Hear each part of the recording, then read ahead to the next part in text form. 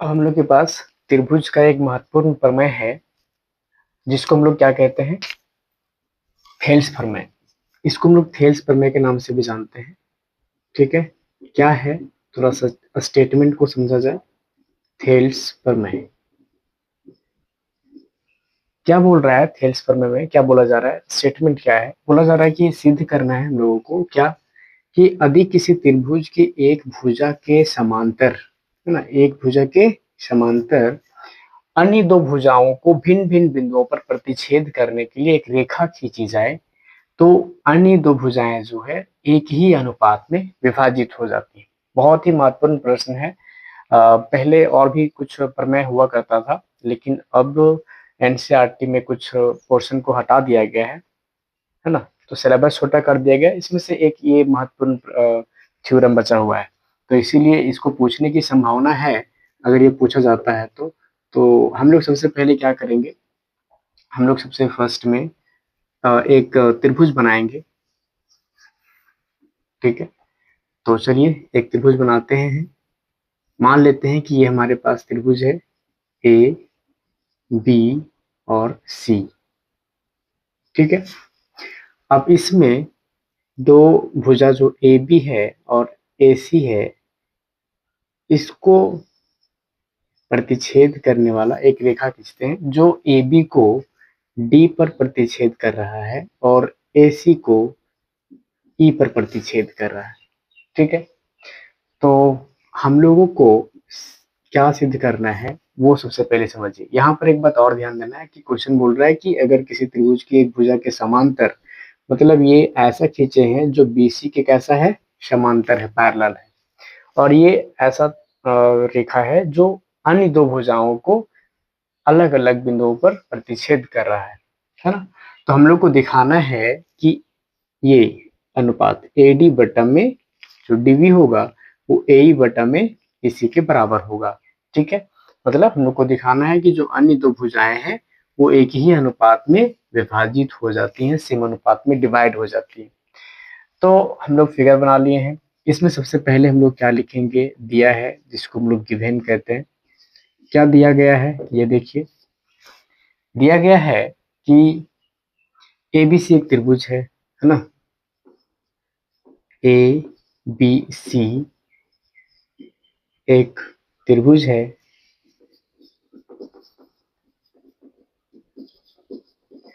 जिसमें क्या देखने को मिल रहा है, जिसमें ये जो डी है वो पैरेलल है किसके, बीसी के, जिसमें डी समांतर बीसी है। और भी हम लिख सकते थे कि जिसमें डी जो है वो क्रमशः भुजाओं ए बी और ए सी को, यहाँ पर डी को डी में प्रतिच्छेद कर रहा है और यहाँ ई में प्रतिच्छेद कर रहा है, ऐसा हम लोग लिख सकते थे। लेकिन लंबा नहीं करते हुए हम शॉर्टकट में लिख दिए कि एबीसी त्रिभुज है जिसमें डी जो है वो बीसी के पैरेलल है। ठीक है, अब हम लोग को क्या करना होता है, दूसरा में हम लोग को जो सिद्ध करके दिखाना होता है उसको लिखना पड़ता है। तो क्या सिद्ध करके दिखाना है, हम पहले लिखेंगे सिद्ध करना है।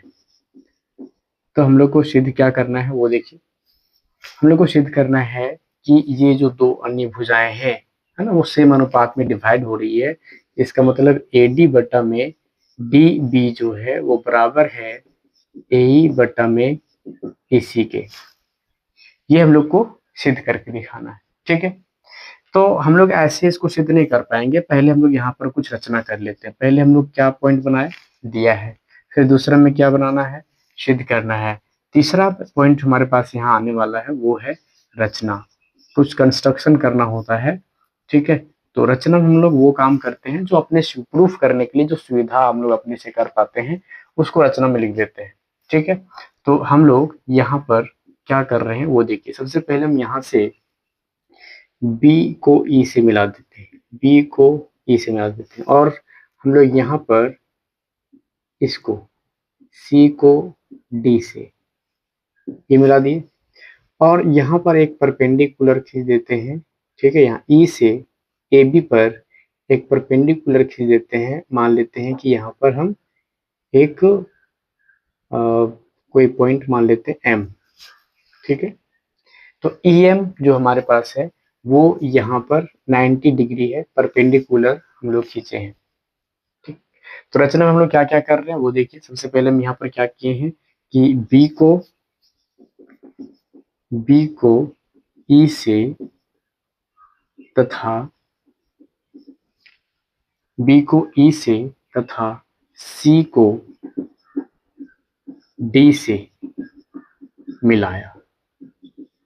ठीक है, और क्या काम कर रहे हैं हम लोग, और एक और काम किए हैं, E से EM लंब खींचे हैं AB पर। तो इसका मतलब ऐसे बोल सकते हैं EM लंब खींचे हैं किस पर, AB पर लंब खींचे, EM लंब AB खींचा। ठीक है, ये हम लोग जो रचना में किए हैं वो एक बार लिख दिए। अब हम लोग तीसरा के बाद चौथा जो पॉइंट होता है और ये आखिरी पॉइंट है वो क्या है, प्रमाण। हम लोग प्रूफ करने के लिए, प्रमाणित करने के लिए कौन कौन सा तरकीब या कौन कौन सा बात करने वाले हैं, कौन कौन सा काम करने वाले हैं, वो हम लोग यहाँ लिखेंगे। प्रमाण देंगे कि कैसे ये AD बटा DB जो है AE बटा EC के कैसा है, बराबर है। तो सबसे पहले हम लोगों को क्या मालूम है, यहाँ पर ये देखिए। सबसे पहले यहाँ दिया हुआ है कि ये दोनों पैरेलल है, ये दोनों कैसा है, समांतर है, एक ये भी है। और हम लोग को क्या अभी किए हैं, रचना से यहाँ पर मिलाए हैं, एक और यहाँ परपेंडिकुलर खींचे हैं। अगर हम बात करेंगे त्रिभुज के क्षेत्रफल का, तो त्रिभुज के क्षेत्रफल का अगर बात करेंगे, जैसे हम लोग को ये AD बटा में DB और AE बटा में EC प्रूफ करके दिखाना है, तो क्या करेंगे हम लोग, कोशिश करेंगे कि ये वाला और ये किस में आता है। तो ध्यान से देखिए, ये एक त्रिभुज है ना, यहाँ से ऐसे इस तरह से। ठीक है, यहाँ पर A है, यहाँ पर D है, यहाँ पर E है और यहाँ पर B है। अगर हम बोलेंगे कि यहाँ पर अगर ये 90 डिग्री है, परपेंडिकुलर है ये, तो इसके अनुसार यहाँ पर हम इसका, इस त्रिभुज का क्षेत्रफल निकाल सकते हैं। अगर ये इसको लंब मानेंगे तो लंब मतलब ऊंचाई, तो 1/2 गुना में क्या होता है, ऊंचाई, और गुना में आधार हो जाता है, मतलब आधार गुना ऊंचाई बोल सकते हैं इसको, आधार गुना ऊंचाई। तो हम लोग इसका क्षेत्रफल निकाल सकते हैं। इसी प्रकार हम इसका भी क्षेत्रफल निकाल सकते हैं, लेकिन इसका जब हम बात करेंगे आधार क्या लेना होगा, तो इसका आधार 1/2 लेंगे। ये 1/2 आधार हम लोग यहाँ पर लेंगे DB। और एक बात और ध्यान देना है कि इसका ऊंचाई में क्या लिया जाए, जैसे इसके ऊंचाई में हम अगर लेना चाहेंगे तो 1/2 गुना में यहाँ पर आधार में इसका लिए थे AD, यहाँ से यहाँ, और इसका ऊंचाई क्या लेंगे, तो इसका ऊंचाई यहाँ से यहाँ जो है EM ना, वो हम लोग यहाँ पर रखेंगे कि EM। लेकिन इसमें अगर देखेंगे तो यहाँ ये आधार हो गया और ये ऊंचाई नहीं रहेगा, क्योंकि ये तिरछा हो जा रहा है, यहाँ का एंगल 90 डिग्री नहीं है। तो यहाँ से अगर हम देखेंगे हाइट, मेन हाइट इसका EM ही होगा, मतलब दोनों का हाइट सेम। ठीक है, यही क्यों, क्योंकि अगर हम इसको ऐसे खड़ा करेंगे, ठीक है, इस तरह से अगर कोई रहता है तो, और यहाँ से एक हमारे पास ट्रायंगल मिल रहा है इस तरह से, इस तरह से। तो इस त्रिभुज का जो हाइट है वो तो ये हो गया, लेकिन इस त्रिभुज का हाइट क्या होगा, तो इस त्रिभुज का हाइट भी सेम यही होने वाला है। तो इस अनुसार दोनों का सेम हाइट रखते हुए हम यहाँ पर बनाएंगे। तो पहले भुजाओं का अनुपात या क्षेत्रफलों का अनुपात हम लोग देखते हैं। क्षेत्रफलों का अनुपात क्या होगा, तो लिखते हैं area of triangle ABC, area of triangle ABC बटा में, सॉरी ABC नहीं, AD, यहाँ पर AD और E लेना है। ठीक है, और यहाँ देखिए क्या है, BDE नीचे वाला, एरिया ऑफ ट्रायंगल BD और E क्या होगा, तो अगर हम इसका निकालेंगे तो ये हो जाएगा 1/2 इंटू आधार इसका कौन है, तो वो है AD, गुना में ऊंचाई कौन है इसका, तो इसका ऊंचाई है EM, डिवाइडेड बाय बट्टा में। अब क्या कर सकते हैं हम लोग, यहाँ 1/2 गुना AD यहाँ पर था इसका आधार, लेकिन इस त्रिभुज में आएंगे BDE में आएंगे, तो BDE में हाइट इसका कौन मिलेगा, इसका हाइट मिलेगा हम लोगों को DB, ठीक है। और गुना में क्या हो जाएगा, इसका हाइट सेम यही रहेगा, अभी हम बताए कि ये तो तिरछा है इसीलिए इसका हाइट यही रहेगा, मतलब इसका सेम हाइट लेना है EM। दोनों में कंपैरिजन करेंगे, ऊपर नीचे कुछ कटेगा तो काट देंगे, मल्टीप्लाई में और डिवाइड में है ना, इसलिए EM कट जाएगा, 1/2 कट जाएगा। हमारे पास यहाँ पर क्या बच रहा है, यहाँ बच रहा है AD बटा में DB, मतलब एरिया ऑफ ट्राइंगल ADE बटा में एरिया ऑफ ट्राइंगल BDE बराबर क्या हो गया, AD बटा में DB। इसको हम इक्वेशन नंबर क्या मान लेंगे, इसको इक्वेशन नंबर फर्स्ट मान लेंगे। अब क्या करना है हम लोगों को, वो देखिए अब हम लोग क्या कर सकते हैं। तो अब हम लोग इसी प्रकार, जिस प्रकार यहाँ पर ADE में और BDE में गए थे, उसी प्रकार ADE और CDE में जाएंगे। अब यहाँ पर देखेंगे तो इसका भी कुछ यहाँ पर मानेंगे, मान लीजिए यहाँ से कोई और हाइट लेंगे तो इसका जो हाइट रहेगा वो इसका भी हाइट रहेगा। तो यहाँ जिस प्रकार से ADE और BDE में क्या देखे कि AD बटा DB आया, AD बटा DB आया, अगर हम इन दोनों त्रिभुज के बीच में भी तुलना करेंगे, इसके बीच में, तो क्या देखने को मिलेगा कि इन दोनों में जब क्षेत्रफलों का अनुपात निकालेंगे तो जिस प्रकार AD बटा DB इधर वाला में आ रहा है, इधर हमारे पास AE बटा में EC आएगा। तो इतना सारा काम नहीं करते हुए हम सीधे एक शब्द लिखेंगे, वो क्या है, इसी प्रकार, है ना। इसी प्रकार अगर हम लिख देते हैं, है ना, ये शब्द या फिर ये जो लाइन लिख दिए, इसका मतलब समझ लेना है कि हम जितना सारा काम ऊपर में किए हैं उसी तरह से हम लोग आगे यहाँ पर। तो इसी प्रकार क्या हो जाएगा, एरिया ऑफ ट्राइंगल ADE बटा में एरिया ऑफ ट्राइंगल CDE मान लेते हैं, CD और E मान लेते हैं। तो वो क्या आएगा, यहाँ AD बटा DB आया था, इधर से AD बटा DB, तो इधर से क्या आएगा AE बटा EC, तो यहाँ आएगा AE बटा में EC, और इसका नाम समीकरण नंबर 2 दे देंगे, ठीक है। अब 9th क्लास में एक प्रमेय पढ़े होंगे आप लोग, कौन सा प्रमेय, कि अगर से एक ही समांतर रेखा तथा एक ही आधार के बीच स्थित जो समांतर त्रिभुज होते हैं, ठीक है, वो कैसे होते हैं, क्षेत्रफल में बराबर होते हैं। जैसे मान लेते हैं कि एक त्रिभुज है, ठीक है, ABC और दूसरा है ADC, ऐसे। तो ये दोनों का अगर हम इसके अनुसार तुलना करके देखेंगे तो क्या दिखाई दे रहा है, सो देखिए यहाँ पर है D, यहाँ पर है E, और यहाँ पर हमारे पास क्या है B और C। तो यहाँ से देखिए ये है ना BDE, और यहाँ से है CDE, मतलब हम इसका बात कर रहे हैं और हम बात कर रहे हैं इसका, ये दो त्रिभुजों का बात कर रहे हैं। ये दोनों त्रिभुज को ध्यान से देखिए कि ये D और BC पैरेलल है, मतलब एक ही समांतर रेखा के बीच में दोनों त्रिभुज है, ठीक है। तो एक ही आधार पर भी है, तो एक ही आधार मतलब इसी पर दोनों लटका हुआ है, इसको खड़ा कर सकते हैं ऐसे, तो ये एक ही आधार हो जाएगा, सेम बेस हो जाएगा। तो अगर कोई दो त्रिभुज एक ही आधार पर स्थित हो और दोनों एक ही समांतर रेखा के बीच में स्थित हो, तो क्या होगा कि इन दोनों का क्षेत्रफल जो है वो बराबर होगा। ये 9th क्लास का प्रमेय था, ठीक है। तो हम लोग क्या करेंगे, अब इस नियम के अनुसार हम लोग बोलेंगे, चूंकि एक ही समांतर रेखा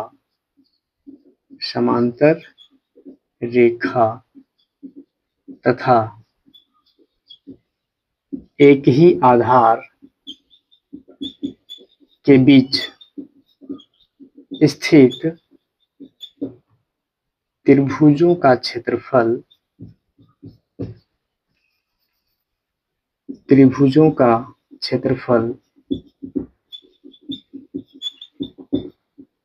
बराबर होता है।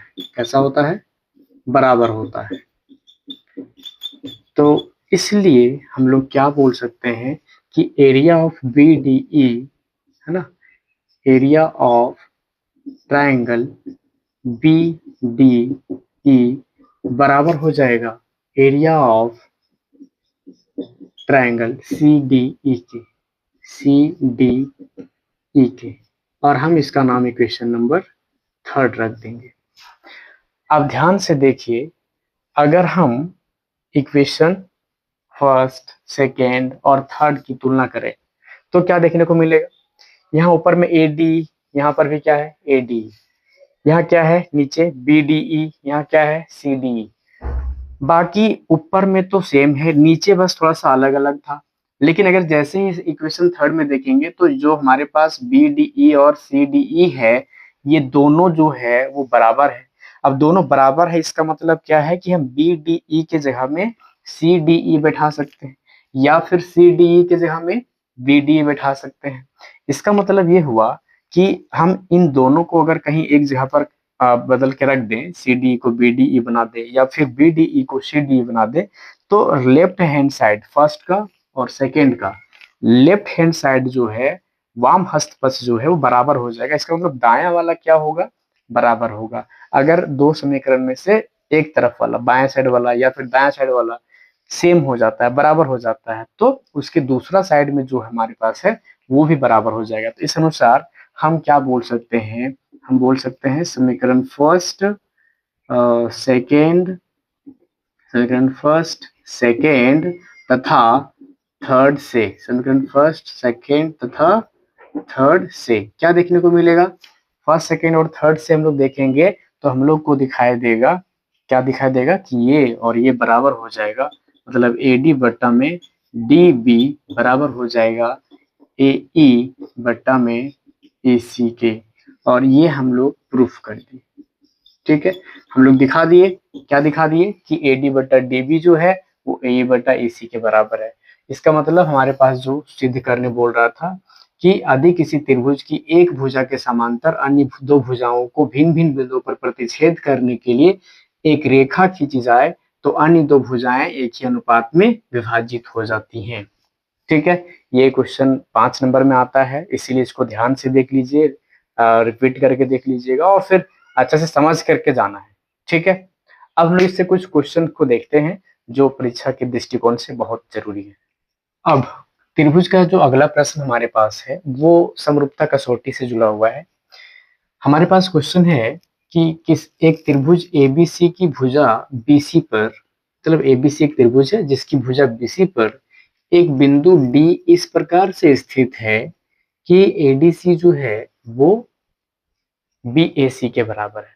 तो हम लोग को क्या प्रूफ कर दिखाना है? तो हम लोग को प्रूफ करके दिखाना है कि सी ए स्क्वायर जो है वो बराबर है सी बी गुना सी डी के। ठीक है, तो ये कैसे प्रूफ करेंगे? सबसे पहले हम एक त्रिभुज बनाएंगे। ठीक है, डायग्राम बनाना बहुत जरूरी है, तो इसीलिए ध्यान रखना है कि जब भी क्वेश्चन रहे तो डायग्राम बनाते हुए आगे बढ़ना है। ठीक है, हमारे पास क्वेश्चन है ए बी सी एक ट्रायंगल है।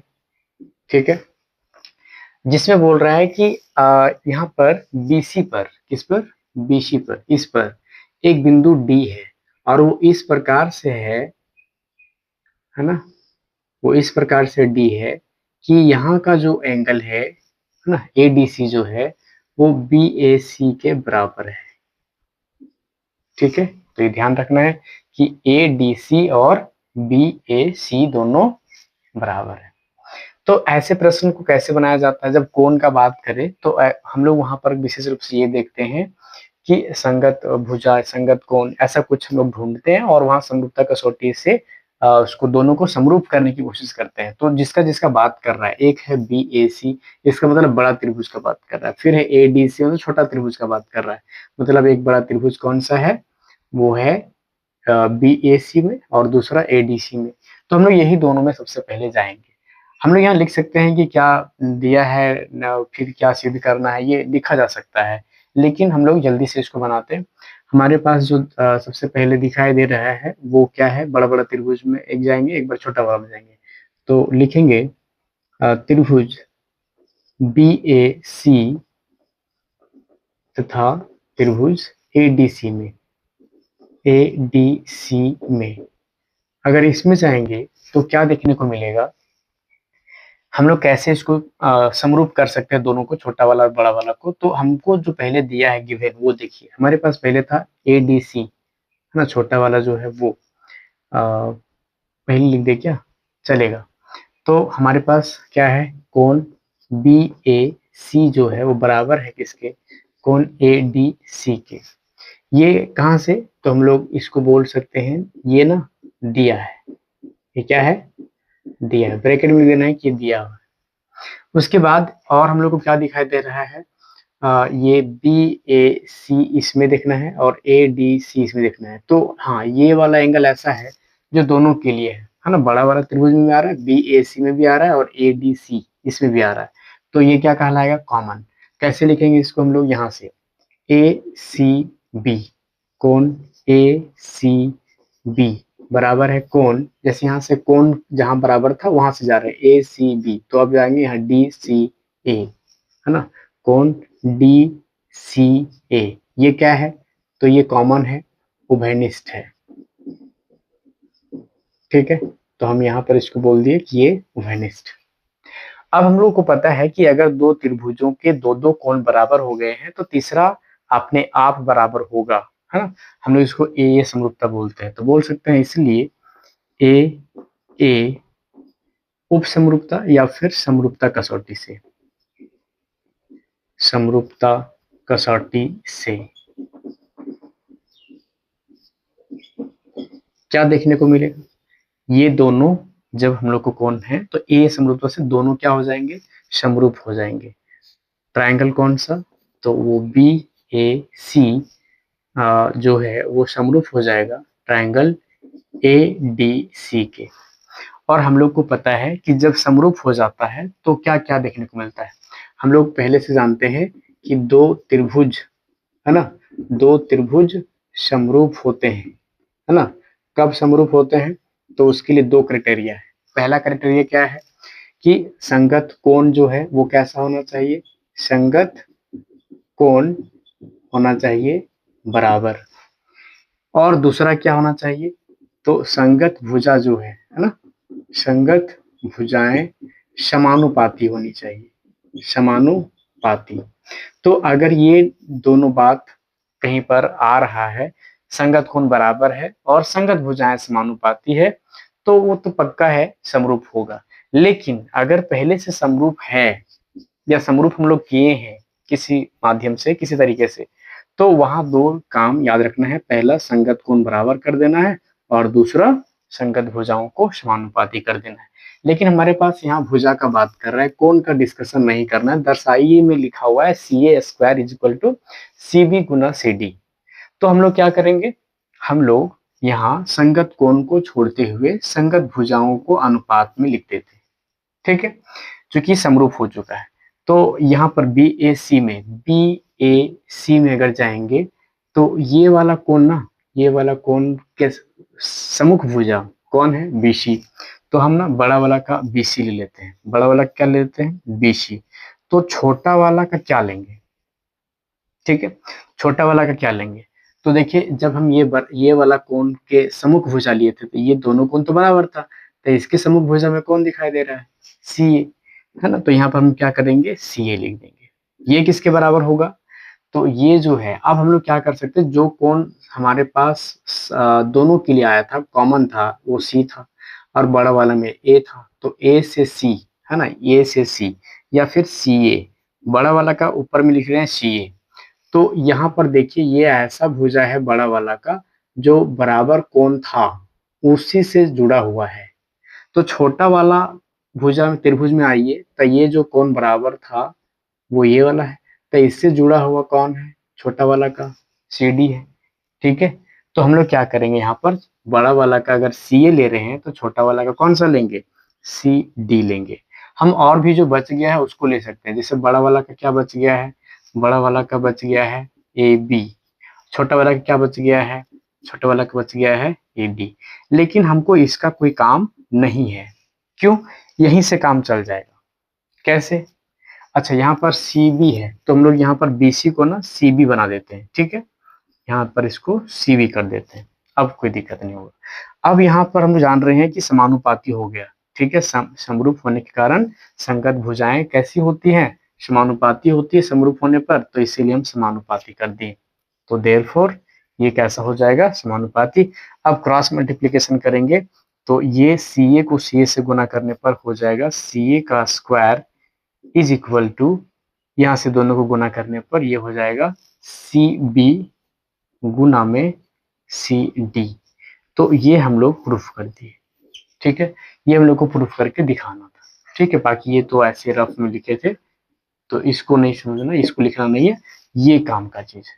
तो अगर हमारे पास ये क्वेश्चन आता है तो ये आसानी से हम लोग ए समरूपता कसौटी से हम इसको यहाँ लिख सकते हैं, बना सकते हैं, ठीक है।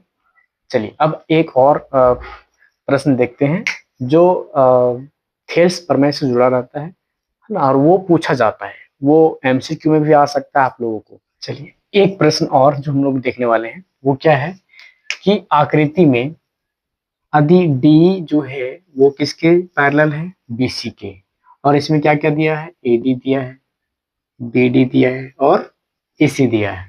तो हम लोग को क्या पूछा गया है कि ए का मान क्या होगा, क्या 1 सेंटीमीटर होगा या 1.5 सेंटीमीटर होगा या 2 सेंटीमीटर होगा या 2.5 सेंटीमीटर होगा, ठीक है, क्या होगा।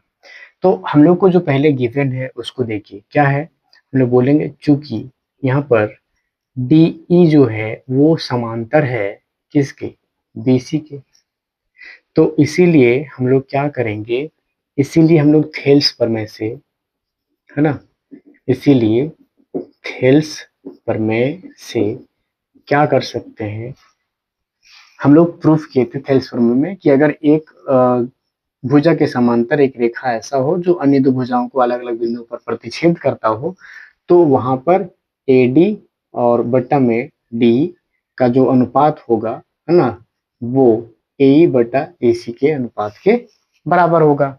तो इस नियम के अनुसार हम लोग क्या करेंगे, यहाँ जो है एडी बटा में डी बी, एडी बटा में डी बी जो है वो बराबर होगा ए बटा में ई सी के, ठीक है। अब ये बराबर होगा तो ध्यान से देखना है यहाँ कि एडी का वैल्यू हमारे पास दिया हुआ है, कितना दिया हुआ है, 3 सेंटीमीटर, ठीक है। मतलब ये जो मान है हम लोगों को वो 3 सेंटीमीटर दिया हुआ है, ठीक है। और ये वाला जो वैल्यू है ए हम लोग को निकालना है, ठीक है, ये हम लोगों को नहीं पता है। और ये वाला वैल्यू कितना दिया है बी डी, ये है 1.5 सेंटीमीटर, और ये फिर कितना है, तो यहाँ जो EC है वो है 1 सेंटीमीटर। तो हम लोग को पूछा गया है कि ये क्या होगा, ये जो वैल्यू है वो क्या होना चाहिए, ठीक है, ये पूछा गया है। तो AD बराबर हम क्या लिख दिए, ये AD की जगह हमें 3 सेंटीमीटर। DB का वैल्यू क्या दिया हुआ है, तो DB या BD जो हमारे पास है वो है 1.5 सेंटीमीटर। और AE का वैल्यू क्या है, AE का वैल्यू नहीं है तो उसको AE रहने दीजिए। EC का वैल्यू क्या है, तो वो है 1 सेंटीमीटर, ठीक है। अब सेंटीमीटर सेंटीमीटर काट दीजिए, यहाँ से देखिए 1.5 है और यहाँ 3 है, तो 1.5 दूना 3, 2 बार में कट जाएगा। अब हम यहाँ से क्रॉस करेंगे, क्रॉस मल्टीप्लिकेशन करेंगे तो क्या हो जाएगा, ए को 1 से करना होगा, यहाँ तो एक बार में, ये 2 बार में कटा था, है ना, ये 2 बार में कटा था, एक बार में, तो ए को 1 से करेंगे तो क्या हो जाएगा, ए हो जाएगा। और 1 सेंटीमीटर को फिर 2 से करेंगे तो क्या हो जाएगा, 2 सेंटीमीटर, ठीक है। तो आंसर हमारे पास क्या आया, 2 सेंटीमीटर। तो सही उत्तर इसमें से कौन सा हो जाएगा, थर्ड वाला, ठीक है।